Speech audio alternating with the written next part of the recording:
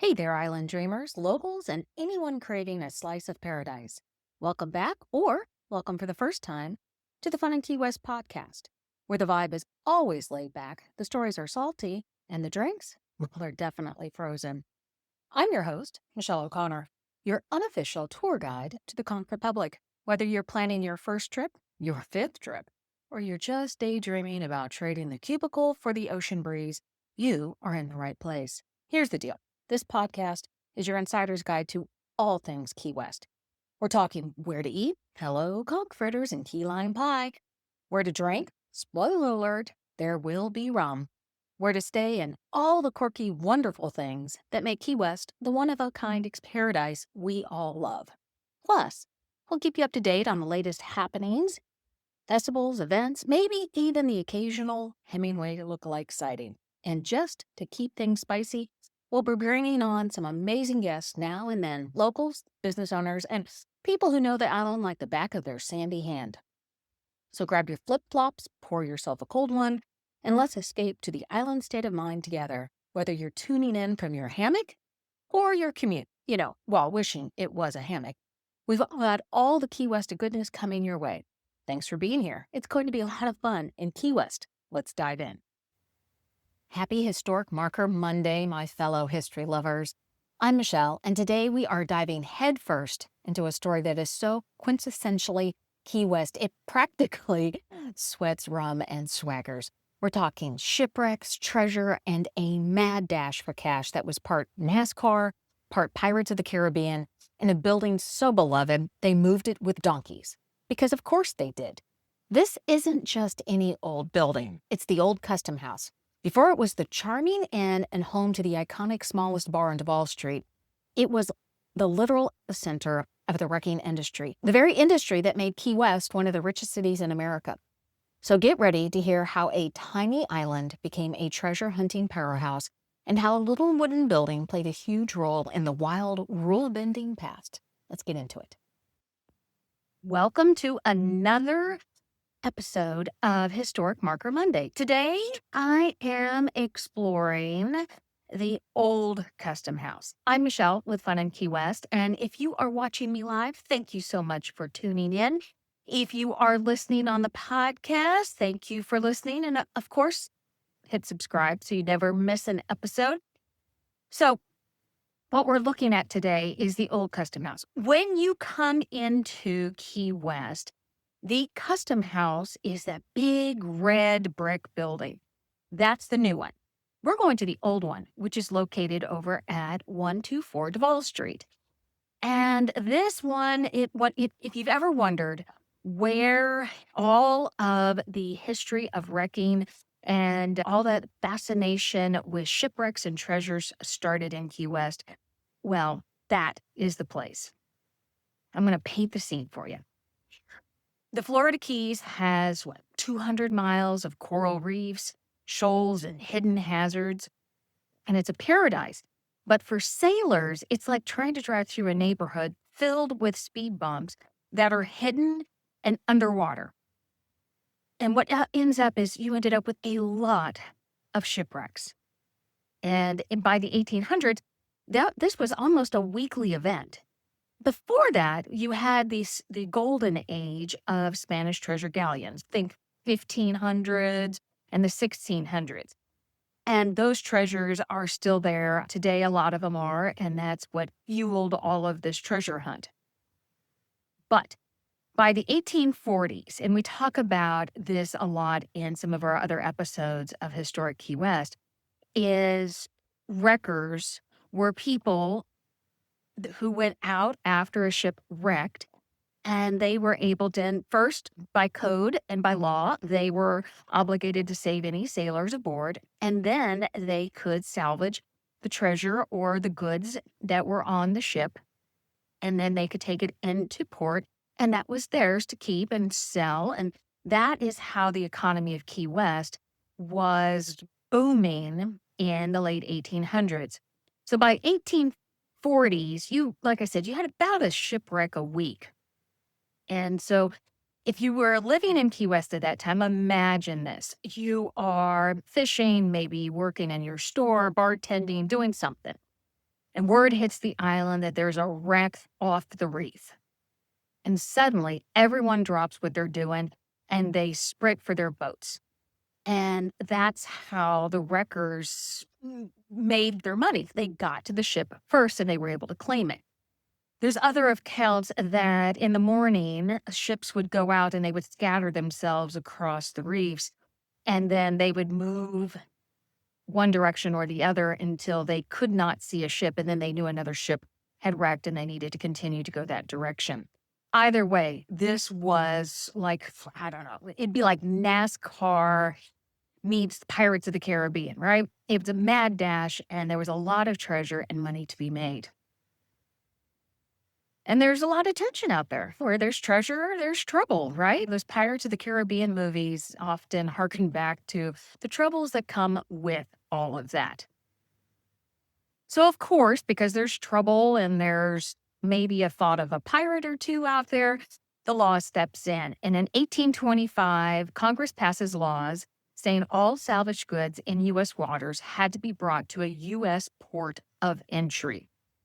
So Key West becomes the port of entry for South Florida in 1822, and the old custom house became the center of it all. And it was where the red one is today. So keep in mind, there's this custom house here. And so this building handled the licensing. You had to be a licensed wrecker. And the last license issued to a wrecker was in the 1920s. So that's how long wrecking was actually contributing to the economy of Key West. And so they also helped the distribution of the salvaged goods. You would have auctions there. They would help with bringing in the people to move the goods, all of that. And this was all under Admiralty law. Again, there was a law that governed how these wreckers work.